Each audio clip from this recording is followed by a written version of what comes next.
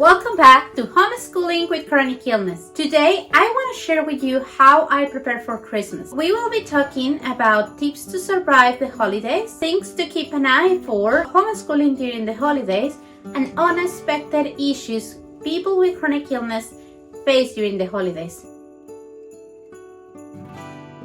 Here are 4 things that I use in this year to survive the holidays. Number 1, plan ahead. You can keep it simple when you're planning ahead. Don't plan too much. Don't plan more than you can chew, because your body and your mind will either have to decide whether they will deal with the chronic illness or they will deal with your kids, your family, and the holidays. So when you make a plan for Christmas, just keep it simple. What you're gonna do that day, what is gonna be the meal, and what about the presents. Just keep it as simple as possible. For example, for us, Christmas, we have planned that we'll watch movies and we'll play some board games, and after that we'll have dinner and we'll have presents. I plan to cook ahead of time or dinner, that way that day doesn't take so much of my energy. Second point, ask for help. It is okay to ask for help. Maybe the world has taught you, like me, that it is a sign of weakness to ask for help. It is not a sign of weakness to ask for help. Actually, it shows that you care for yourself, and just think about it as an ensemble in a team. So this team is gonna work with you, not for you. But this will also allow you to delegate some chores. For example, dinner. Instead of cooking it all yourself if you have no energy, there is absolutely nothing wrong with takeout dinner. There is absolutely nothing wrong with ordering from a restaurant, or even just having pizza or sandwiches or hot dog. Whatever it works for you. Asking help for grabbing the presents, for whatever you need, ask for help is absolutely okay. And people are just ready to help you. They just need to know how to help you. So just be specific when you ask for help and let the magic happen. Keep things simple when you decorate the house. So here is the final product. Our Christmas tree is all done.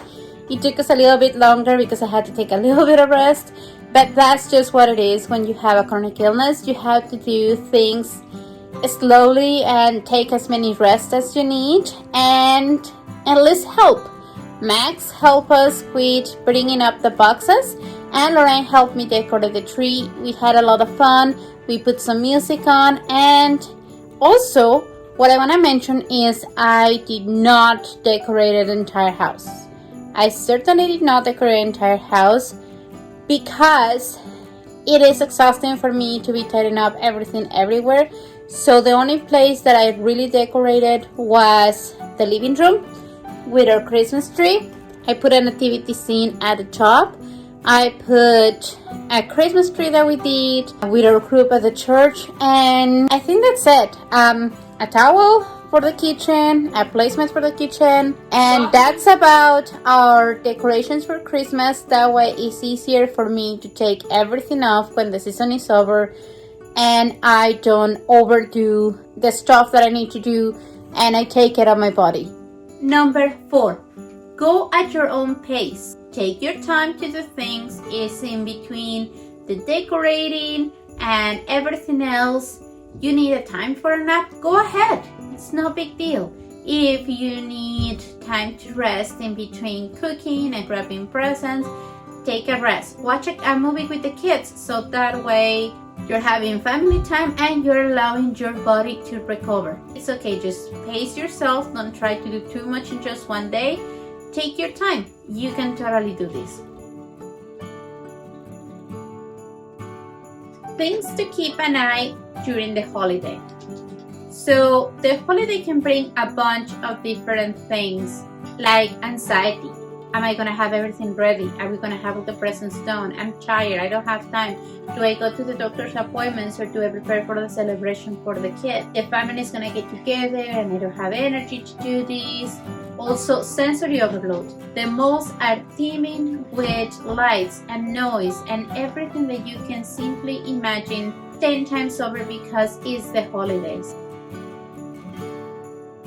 It is helpful also if you take time to come to the mall when there is no people. She's trying to say is you want to do it fast, that way you can get in, get out, and get all your stuff and leave. Go.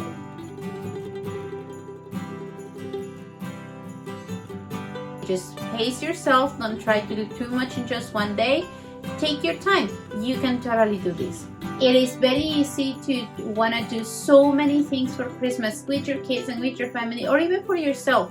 So having to take some time to rest, it will help you survive the holidays.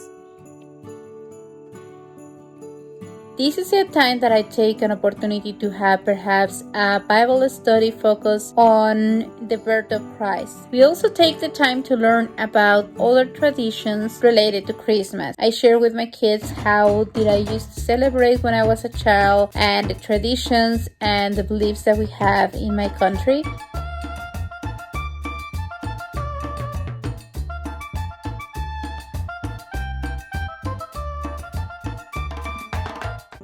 We reduce the hours that we do homeschooling. We try to spend some time outside in the snow, in nature, perhaps go sledding, or maybe they will go skating. So there are issues that are going to be out of your control, having chronic illness. Like, for example, in a family gathering, there's going to be lots of noise, and there is going to be lots of bright lights because everybody likes to put like 1,000 Christmas lights in their house, and that's okay. Just take a little moment to excuse yourself, go to the bathroom or go to a bedroom so you can decompress and recharge. If it's a family member that is open and understands your chronic illness, then you can suggest accommodations that they can do so everybody can enjoy the holiday. Another issue would be if you have kids with different abilities or with disabilities.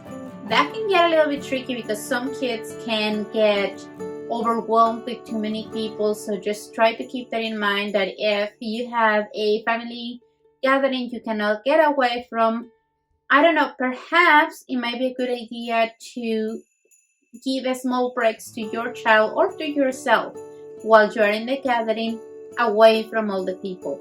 Perhaps a small walk around the house, a small walk outside, even though it might be very cold. Something that it takes you away from all the noise and all the craziness of the holidays. That might be a good idea. Also, another situation that you may have is anxiety, and whether you go through it or your kids go through it is kind of hard.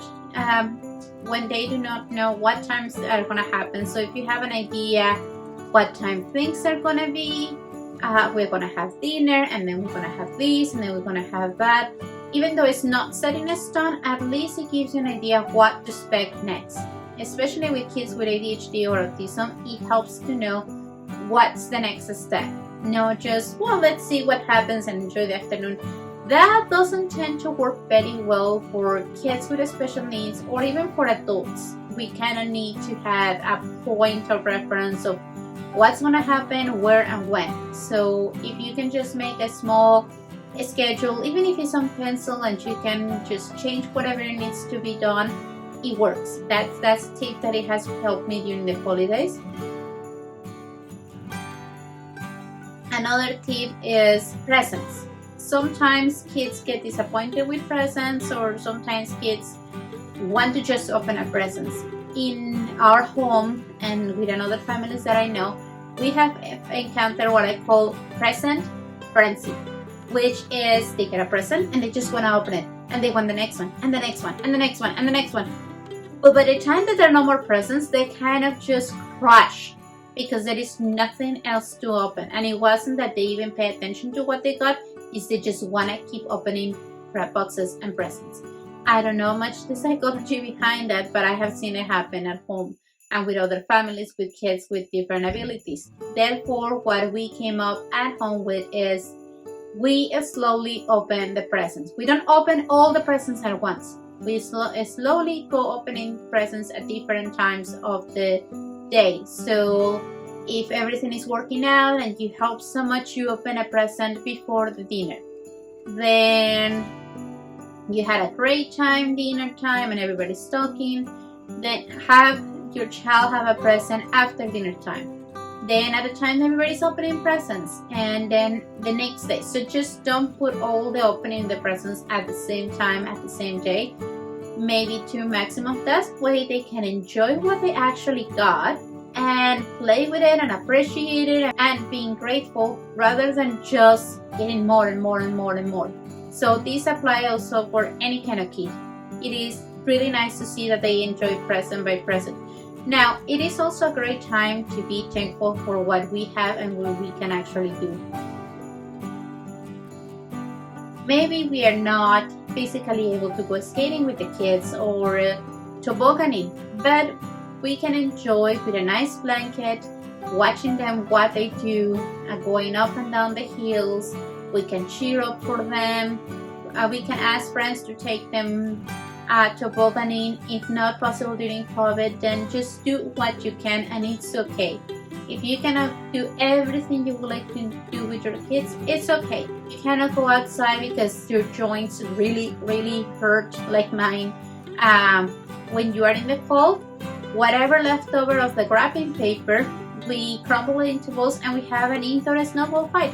Just get creative to deal with the different things that come up as you deal with chronic illness and the holidays.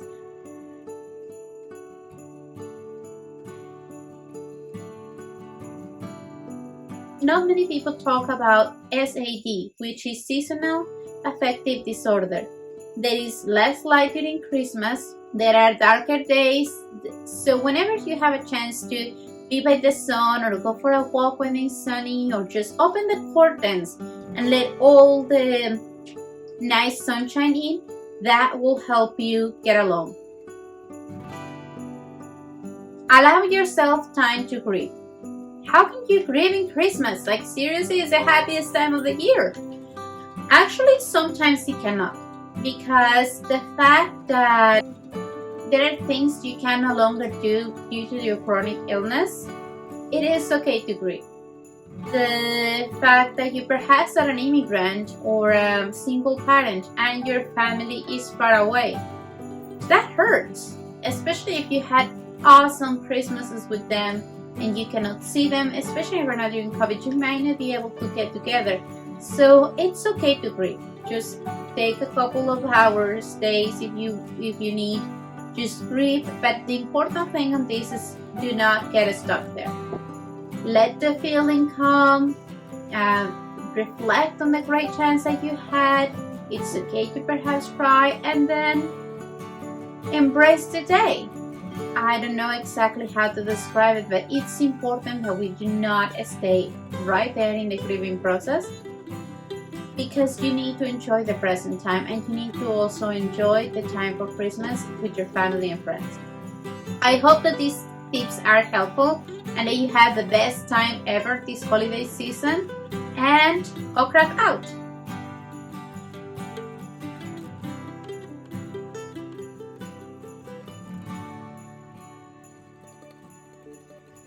Merry Christmas!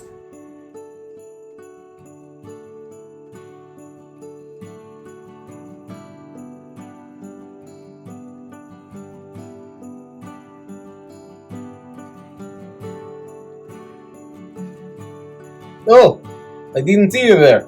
So, yeah, those people are crazy. So, if you'd like to see more videos, click here. And if you'd like to see other stuff, click here. And please, smash, destroy that subscribe button right there. Bye!